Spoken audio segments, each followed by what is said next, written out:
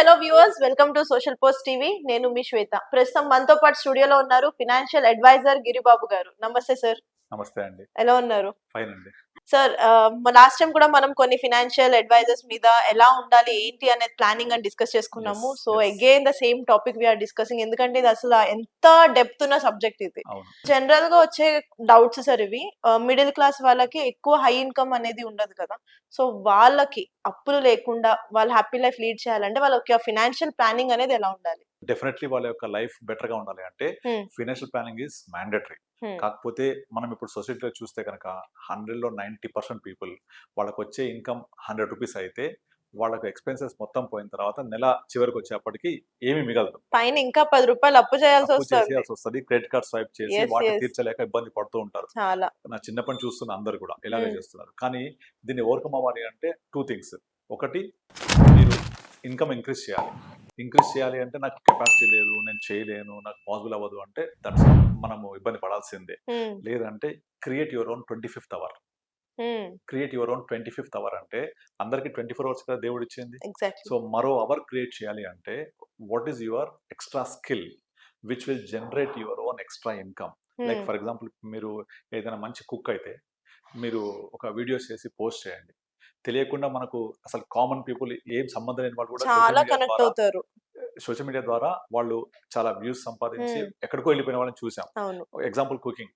అలాగే నేను మా అబ్బాయి ఏదో ఒక వీడియో యూట్యూబ్లో ఒక ఛానల్ చూస్తూ ఉంటాడు, వంటల ఛానల్. అదంతా తమిళనాడులో ఒక విలేజ్లో అందరూ వంటలు వండి చాలా పెద్ద ఎత్తున ఒక 10 మంది కూర్చొని వంటలు వండి చేస్తూ ఉంటారు. ఆ వండిన పదార్థాలు తీసుకెళ్లి పేదవాళ్ళకి అనాథాశ్రమంలో పెడుతూ ఉంటారు. This was exceptional super good channel. More than 15 lakh viewers. Just వంటలు చేస్తుంటారు వాళ్ళంతా చూస్తే చాలా కామన్ పీపుల్ వాళ్ళంతా. అలాంటి బోల్డ్ ఉన్నాయి. ఇప్పుడు సినిమాలలో ఫైట్స్ ఉంటాయి కదా, మంచి fights, iconic fights.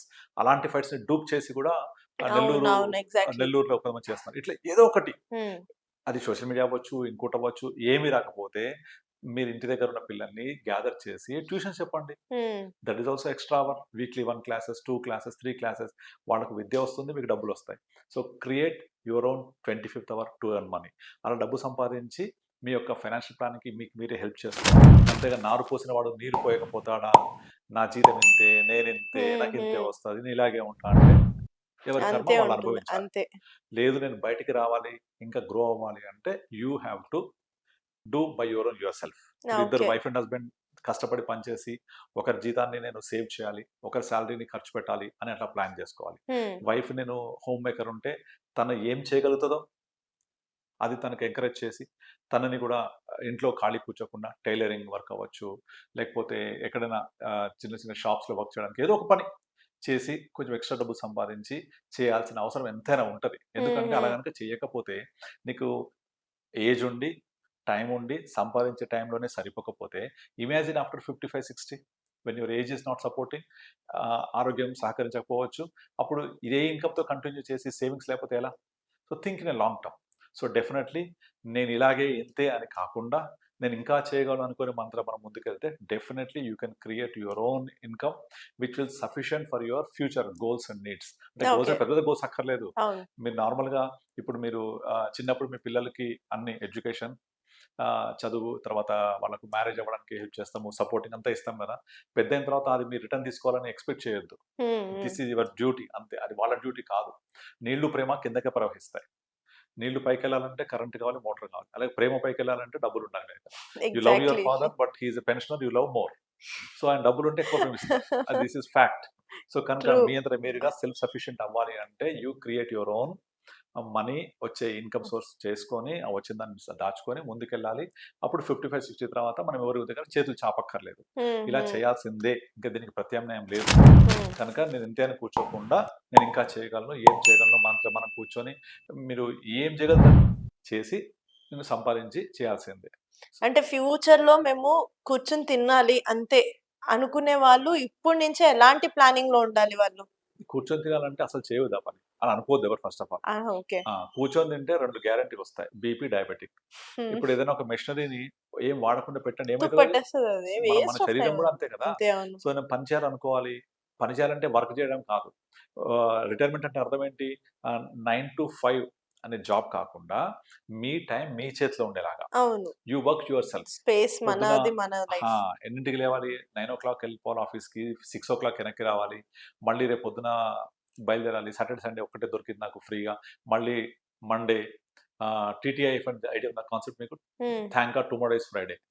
Thank God tomorrow is Friday అంటే ఏంటి? అమ్మయ్య రేపు ఫ్రైడే వచ్చిందిరా దేవుడా అని అనుకునే పరిస్థితి నుంచి మనము హ్యాపీగా రేపు ఎక్కడికి వెళ్ళాలి మనం ప్లాన్ చేసుకోవాలి. మనం ఒకరి కోసం పని చేయొద్దు, మన కోసం మనం, మన టైం మన కోసం, ఇలా చేయడాన్ని రిటైర్మెంట్ అంటాం. అంతేగాని నేను ఏం పని చేయకుండా తింటూ కూర్చుంటా అంటే డెఫినెట్ జబ్బులు గ్యారెంటీకి వస్తాయి, తుప్పు పట్టిపోతుంది.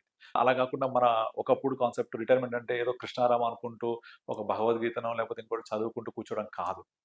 నలుగురికి హెల్ప్ చేస్తూ, నలుగురితో ఉంటూ, నవ్వుతూ ఉంటూ హ్యాపీ గడపడం.